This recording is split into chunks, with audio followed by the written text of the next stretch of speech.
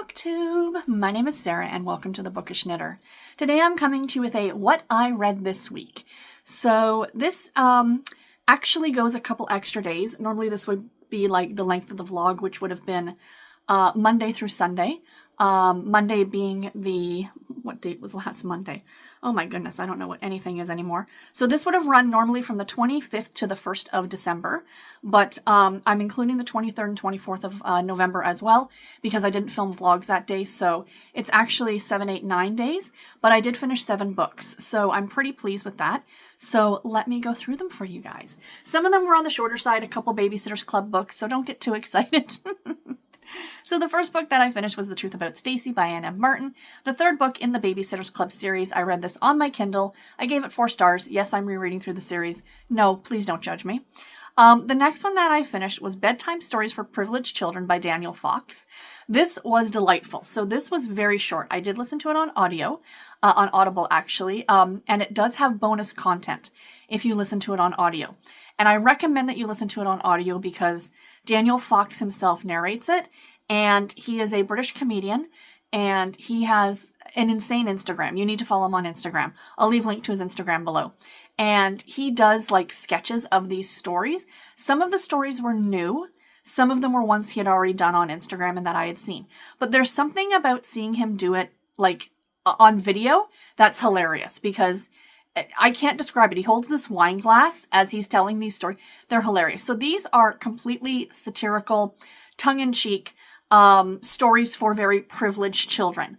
And it's just funny. It's that very British humor. If that's not something you're into, you will not be into this book. But I gave this 4.5 stars. Like I said, it was narrated by Daniel himself.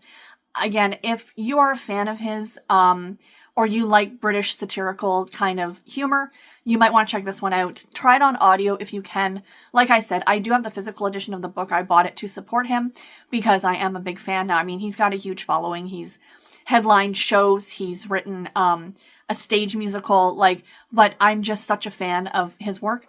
And yeah, so I did buy a physical edition of it. Unfortunately, it's in the book room and I'm not about to go find it because I don't remember where I put it, to be honest. Kind of clearing that room out a little bit.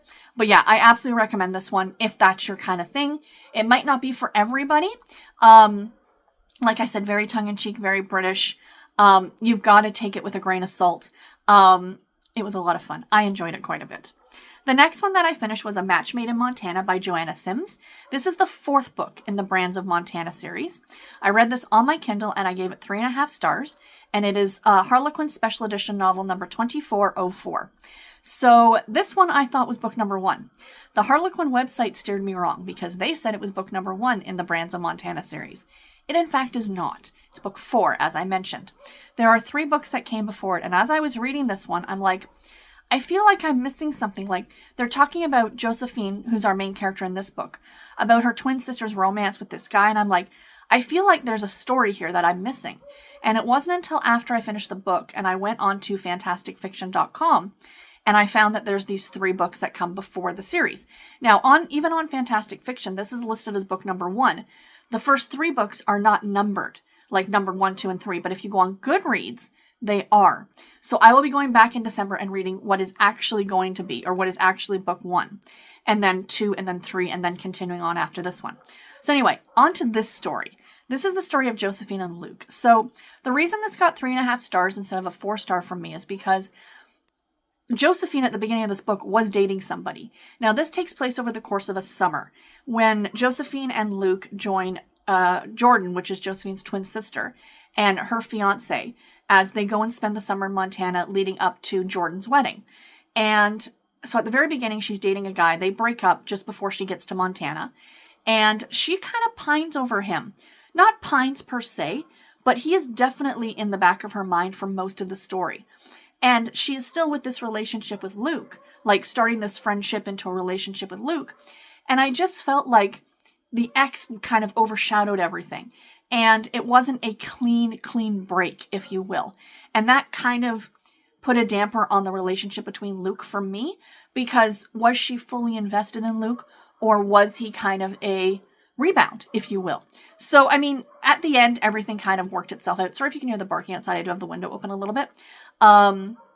but I just wasn't fully invested in the relationship because I don't feel like Josephine herself was fully invested in the relationship. The next book that I finished was The Slowest Burn by Sarah Chamberlain. This I listened to on audio and I gave it 4 stars. It was narrated by Hunter Johns and Kate Handford, excuse me. And this is the story of Ellie and Keegan. So this was, Kieran. This was really good. I like this one quite a bit.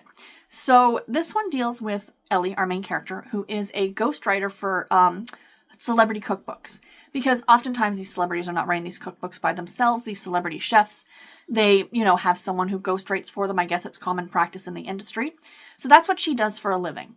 And Kieran won like a Top Chef kind of competition. And he's going to be writing this cookbook and she's going to be helping him. The issue is that he has ADHD and a lot of things that, he can't really focus that well.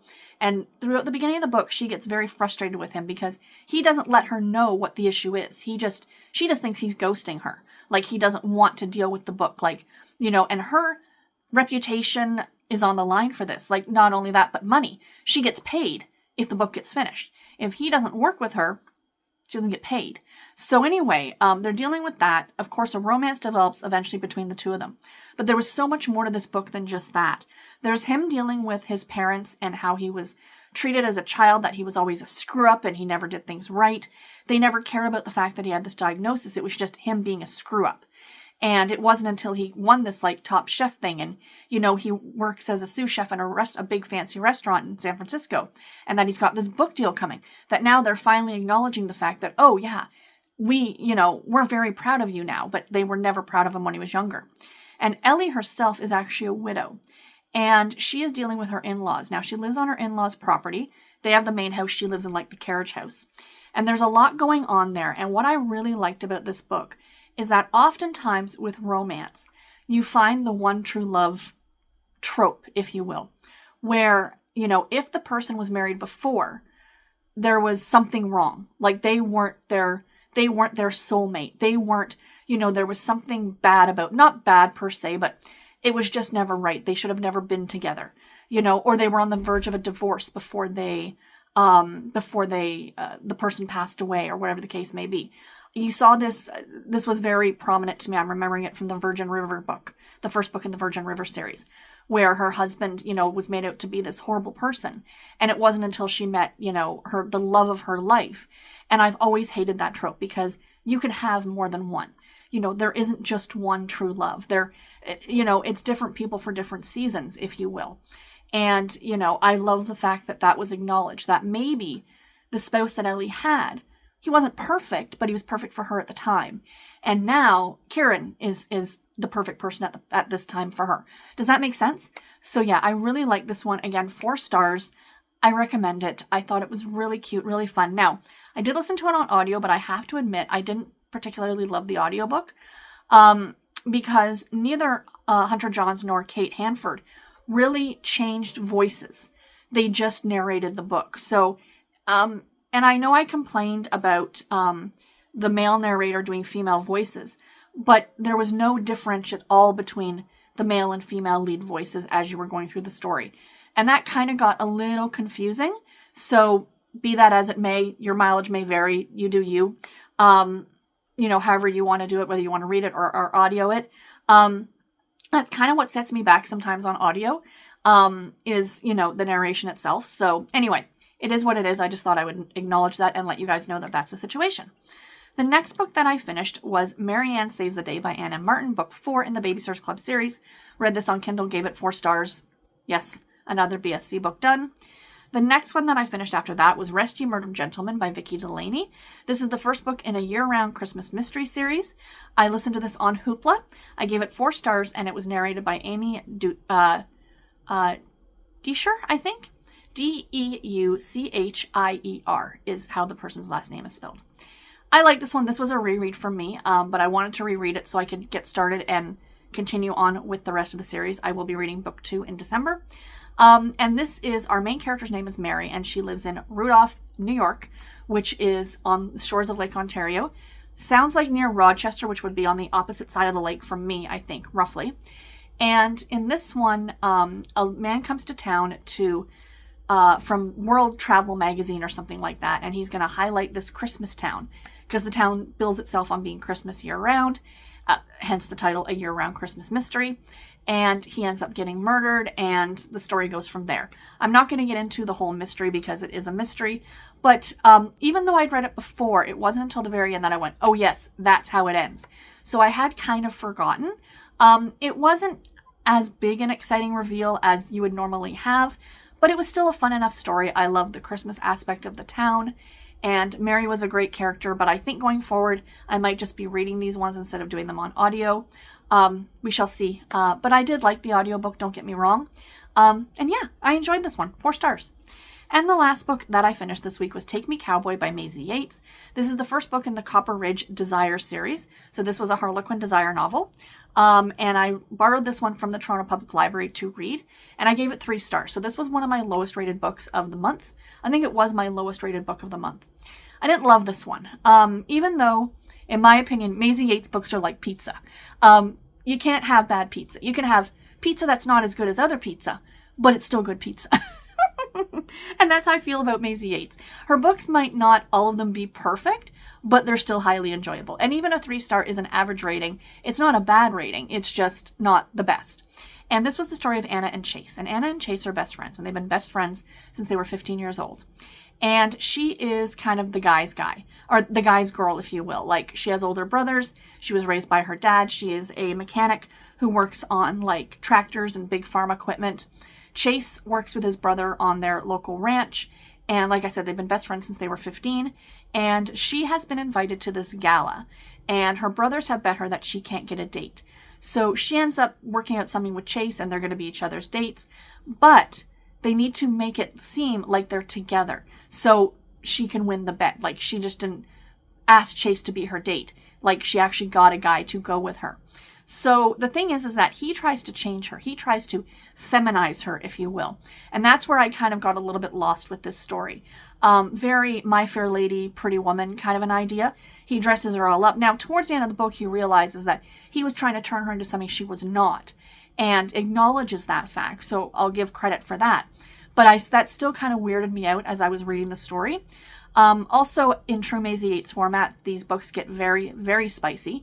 And the last quarter of the book was pretty much spice scene after spice scene. So do keep that in mind. That doesn't bother me. It's not something that, but, it is what it is. Just letting you guys know, for those of you who may or may not be interested in reading something like that.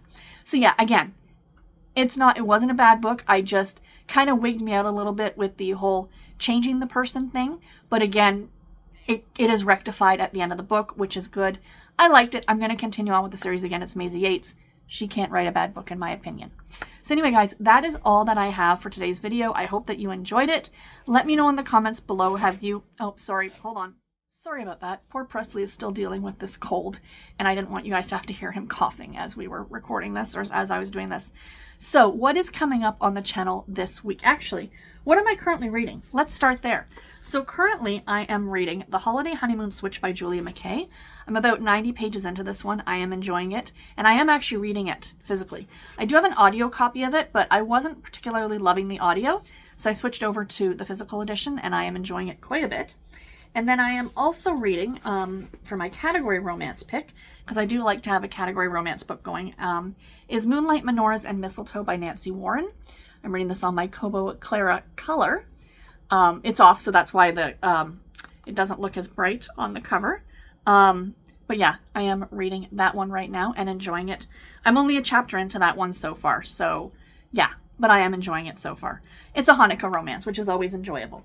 So what is coming up on the channel this week? So on Wednesday, I'm going to have my November wrap-up, so stay tuned for that. And then on Friday, I'm going to be doing a Christmas category romance recommendation list of like 5 or 6 books, just that I think that you guys should read, that I have read, and that I have enjoyed, if you're interested in picking up some category romance this holiday season. Anyway, guys, that is all that I have for today. I will talk to you in my next video. Take care and happy reading, everybody. Bye.